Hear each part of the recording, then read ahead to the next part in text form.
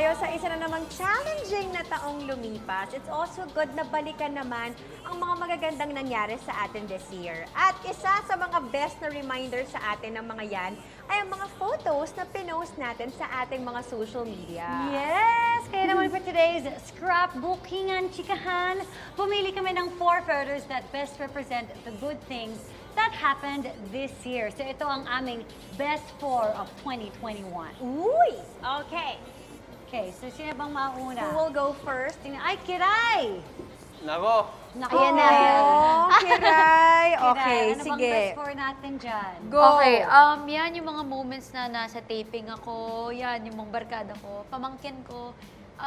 Yung dalawa yung memorable dyan eh. I think yung isa, yung nagpara sa akin na madre, na nawala siya this year lang. Sad ako pero happy ako kasi di na siya mahihirapan. And yun, yung birthday ng papa ko, kasi 62 na si papa, so binigyan ko siya ng 62,000 pesos sa cake. Galing. At saka si Daddy, fit na fit, Dad. Matangado, Grabe. Nag-flex yata siya eh. Talaga? Isa ba siyang bodybuilder? Hindi. Pangarap niya, pero maliit siya eh. Pero, ngayong year na to, niregaluhan ko siya ng gym. So, Gym?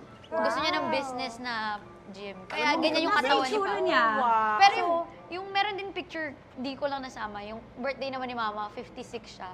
So, 56,000 pesos naman. Ang binigay mo sa kanila. So, Uy, siguro excited Kiray, silang tumanda, ano? magsa-36 ako next year. Seryo ako si Kuya Kim. Uy, ako! Ay, ayun! Ayan na, ayan na! Labasan na kain! Tawagan natin si Kiray pag birthday natin. Kuya, kami lang taon na. Ay, ayun, 55. masyado nang malaki. Ayun. Hindi na kaya ng bata. Okay, and of Pero course, gusto ko syempre, lang ikwento, no? Si Kiray, I've known since she was about 5 years old. Nasa politika ang pamilya ko noon. Pinapakanta namin sa entablado. ayun. Tapos na-discover ng tatay ko, every time may kampanya, palaging si Kiray yung singer namin. Wow, simulan mo. Mga 5 gano'n, no? Si Mayor Lito po, yung papa ni Kuya Kim, isa sa mga nagpaaral sa akin nung bata po ako. Oh, wonderful. Okay, All right. Si Okay. Iya. Ako Iya, naman. Iya. Mars. Ayan. Oh, Ay, Mars. ako naman, Mars. Family, It's all family. about family.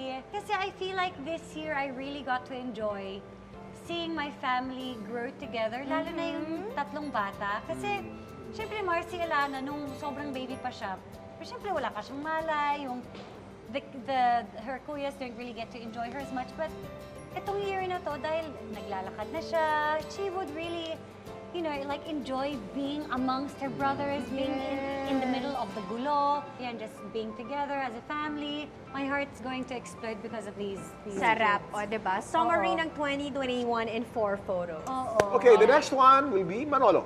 Okay, Pars Manolo, Oh, no. ano bang mga ganap mo Medyo this nahiya year? naman ako kasi puro family nung una. Okay lang. Wow, love yourself! That's so cute! Love yourself, Masyado ka naman makasili. So, ito talagang focusing on yourself That's and your the key. self-growth. So, okay, ano-ano tong mga photos na to, Manolo? Ito na yung naka-pink polo po ako. As you know, 2021, 2022, work from home. Yes. Especially now in our job. Sino yung kausap mo sa... Ayan, special shoutout si Pauline Mendoza po yan. Ayan. We were talking about my past teleserye po. And Okay. then, of course, 2021, You got vaccinated? vaccination. Kailangan yun. Yeah. Kailangan natin. Hindi mga stage. Nakakatawa puro sarili niya. Tapos yung glam photo, wala lang. I just felt cute. Sobrang vain talaga. Grabe, cute ka naman talaga doon. Grabe ang memorable Sarap ng ng year mo, 2022. Manolo. I love it. Okay. Next naman ay si Cams. Mars. Mars Cams. Ayan. Uy, beach babe. Uy, Mars. Pero Okay. may abs photo ka dyan. Wala, Mars! Kayo ni VJ, Naku, anong papatayin ginagawa ako niyo ng dyan? asawa ko dahil nilagay ko yan dyan. Okay, una kasi yung fitness, isa yan sa mga nagbago sa buhay ko this year. To be able to really focus on fitness and really working out. The second, our fur baby, Mamba. Ang tagal kong walang aso, Kuya Kim. I've always had a dog, but since I had my family and my kids, never ako nagkaroon ng chance na magka-aso ulit. Up until my husband said, let's get a dog. So I'm like, are we ready for a dog na may That's a dalawang... Scottish Terrier? It's a mini schnauzer. Siya. And then of course, our first ever project as a family was shot noong January of 2021. And of course, ito, right across our house that's being built, yung family photo namin. Wow. So there! Okay. The next one shall be Mars Zonya. Yes. Parang akin din puro sarili. Ay, ko. Okay. Ayan, yung Heartful Cafe po kasi, yung may coffee ako dun. First teleserye ko po yan sa GMA this year. So I'm very thankful and grateful sa GMA po. And then, yung nasa beach ako kasi memorable siya sa akin kasi bumabagyo nung time na yun na nag-island hopping kami. So talagang habang nasa bangka kami, binabagyo kami. So Okay. sobra akong kinakabahan nung time na yun. And then yung dog ko, ngayong year din siya dumating, si Sola.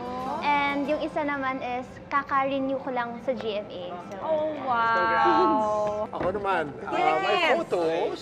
Okay. The first photo, of course, was kasi ngayong 2021, this is a very important year for me. This is the year that I transferred networks.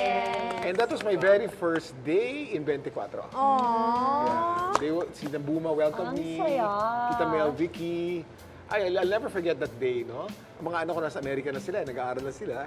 And every American summer, we get together. So yan, kumakain kaming lahat, sabay-sabay. That was New Year of 2021. Pero itong magka-golf kami ni Jose, I long have not been playing golf for the past 30 years. Kinalimutan ko na yung sport na yan. Okay. And then Jose got into golf. Sabi niya, Papa, whenever I come home, I want to play golf with you every day if I can. Sabi ko, uy, nako. Kailangan balikan. 4 or 5 hours with my son. So it's really all about family and of course yung mga blessings natin this 2021.